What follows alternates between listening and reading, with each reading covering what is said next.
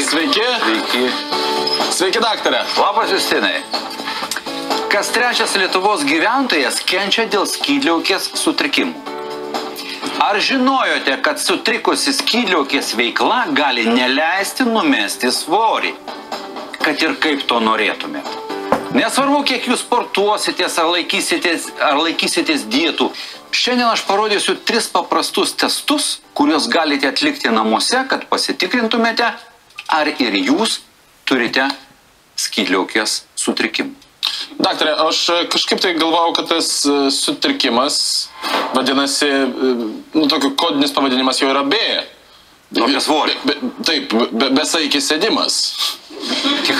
Tikrai ne, Justinai. Šiandien svečiuose yra Imantė, kuri yra tikras šio skydliaukės veiklos sutrikimo įrodymas. Bet prieš pakviesdamas ją į studiją aš noriu parodyti, kaip Imantė atrodė prieš ligą. Štai. Taip. Ir dabar aš kviečiu Imantę ateiti pas mus. Laba.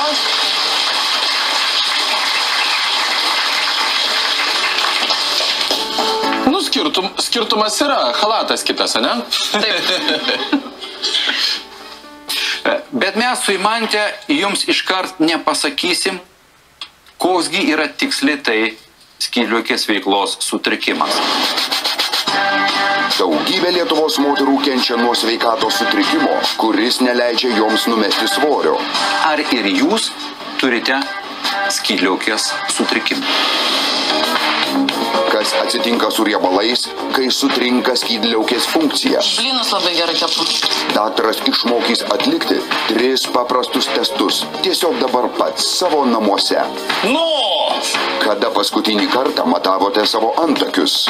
Skydliaukė, jos veikla paveikia mūsų antakių ilgį. Dabar pats geriausias laikas nubėgti iki veidrodžio, pasižiūrėti, nes po reklamos daktaras atskleis neįtikėtinus faktus, kokius sveikatos sutrikimus gali rodyti jūsų antakiai. Pamatysite iš karto po reklamos. Niekur nedinkite.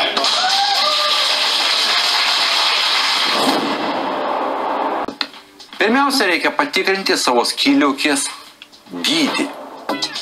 Normali skydliaukė, kai jinai yra nepadidėjusi, jinai yra nečiuopiama. Mes jos užčiuopti negalim.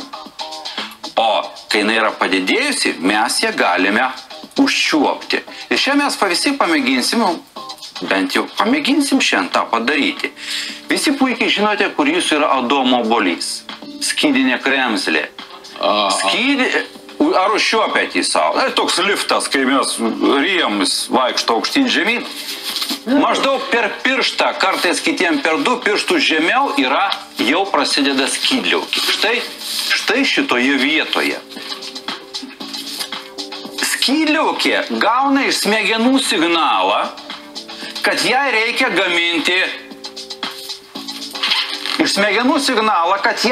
gaminti hormonus.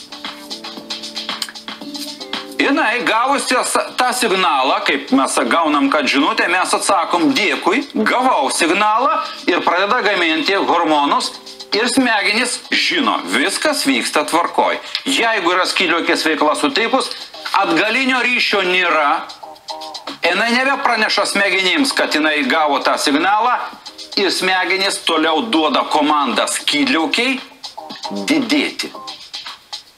Nes jos galvoja, kad tokios, kokios yra skydliaukė, nebepakanka. Ir štai tada, kai jinai padidėja, mes ją galime apčiuopti. Aš dabar noriu pasižiūrėti trumpai, ką mes pasirinksime kaip pavyzdį. Truputį, atsiprašau, žemiau galvą laikykit, mažiau oda bus įtempta, man bus, nes ten matau jau nėra ką žiūrėti. Dar šiek tiek paliko, taip? Žemiau truputį. Žemiau biškį galvą palenkit, tada man lengviau. Nu, va čia visai gerai mes... Nu! Va ir čia labai... Daktarė, jūs visiškai nesirūpinate mano sveikata. Patikrinkite man skydliaukę! Čia dar iki žemiau laikyti. Taip, jisai manim rūpinasi. Žemiau palenkit galvą. Taip, ne, atvirkščiai. Va, čia gražiai. Aš dėl ko nečiopiu Justinui? Jauniem vyram paprastai nebūna padidėjusi. Čia vis tik dažniau yra moterų problema. Aš tik noriu pasakyti, kad nereikia sutapatinti padidėjusios skydliaukės su jos pakitusiu aktyvumu. Vis tik daugumą atveju šiek tiek būna padidėjusi, bet jinai yra normali. Tai yra, jinai dirba normaliai. Ateikit, prašau, čia pas mus.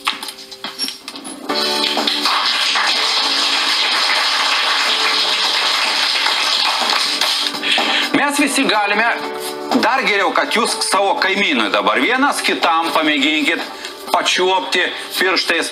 Teisingas būdas, mes sakom, skydliaukės, aišku, geriausiai įsitaisyti ligoniui arba žmogui už nugaros ir pirštais labai švelniai pačiupinėti, ar jinai čiuopiama. Štai šiuo atveju mūsų žiūroviai aš čiuopiu šiek tiek švelnę, minkštą, lygią skydliaukę, tokia labai puikiai.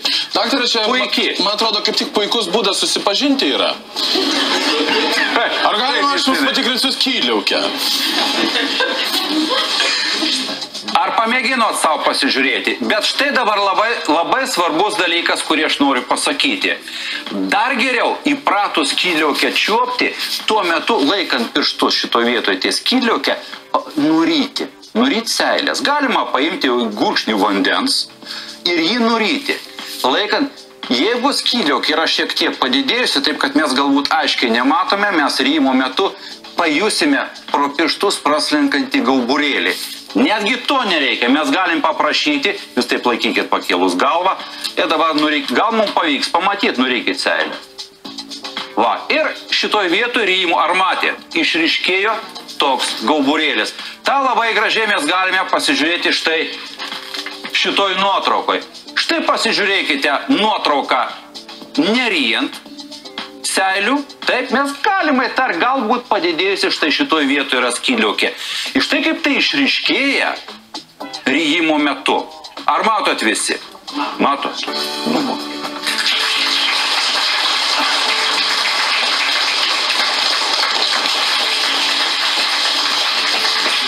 Jei valgote saikingai, sportuojate reguliariai, o svoris vis tiek auga, gali būti, kad jums išsivystė skydliaukės sutrikimas hipotireozė, dėl ko padidėja riebalų kaupimas organizme. Sutrumpėja antakiai, vienas iš skydliaukės sumažėjusio aktyvumo požymių. Sausa oda, retas pulsas, bendras silpnumas ir nuovargis. Vidurių užkietėjimas, užkimęs balsas taip pat gali signalizuoti apie skydliaukės disfunkciją. Todėl kreipkitės į daktarą, kad jums būtų atliktas kraujo tyrimas. Rytoj laidoje. Ir aš užsidėsiu. Gaisras jūsų pilve. O iš tai ką dabar daryti? Čia gaisras iš visą skrandyje. Tai dėl jūsų oko. Išsiaiškinsim, ar tu laimėjai 5000? Ne, joką. Jūs pats metate malkas į ūkį. Įkalu degtinės gabaliuką, atsigalu migot, atsibudome ryte, trysas su žmona ir gastrit. B26 per TV3. Kartu mes padarysime Lietuvą sveikesnę. Būkite ir likite sveiki. Ačiū, daktarė.